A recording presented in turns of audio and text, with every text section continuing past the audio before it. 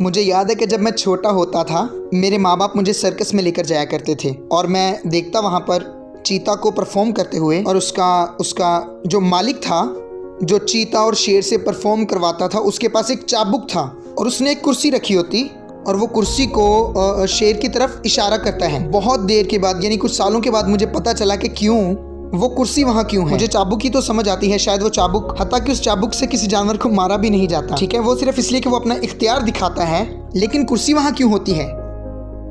बाद में मुझे पता चला कुर्सी वहाँ शेर को भटकाने के लिए रखी गई। अगर शेर का ध्यान नहीं हटाया जाएगा, सारी ही ताकत और उसकी सारी ही तवानाई यानी शेर की, जैसे ही किसी परेशानी पर उसका ध्यान होता है वो उस परेशानी का आखिरी दिन होता है।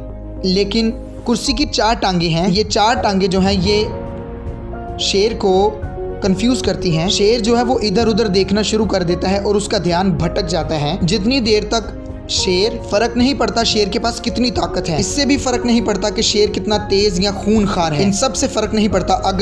अगर शेर का ध्यान भटक गया है और वो नहीं जानता कि वो शख्स जो कुर्सी थामे हुए है असल प्रॉब्लम है, कुर्सी को जो थामे हुए शख्स खड़ा है असल में वो परेशान कर रहा है। आमीन। क्योंकि वो 4 टांगों के बारे में सोचता रहता है। जब तक वो भटका हुआ है उसे परफॉर्म करवाया जा सकता है। तो शैतान आपका ध्यान भटकाने के लिए कुछ काम करता है। तक इस वक्त आप पैगाम सुन रहे हैं कि आपका ध्यान भटक रहा है। अचानक से जब आप कुछ देख रहे होते हैं तो आपके जहन में ख्याल आता है, अरे हाँ मैंने तो ये काम करना था, मैंने तो वो करना था। जानते हैं कि आपका ध्यान भटकाने के लिए कौन ये करता है? कौन है जो आपके सामने 4 टांगों वाली कुर्सी रखता है?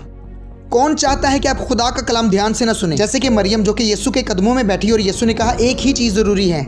ये सारी चीजें जो भटकाती हैं, जिनमें मर्था मसरूफ थी, सिर्फ एक चीज जरूरी है, सिर्फ एक चीज की जरूरत है। ये लिखा है ओल्ड किंग जेम्स में। और मरियम ने वो बेहतर हिस्सा चुन लिया जो कि उससे कभी भी छीना नहीं जाएगा।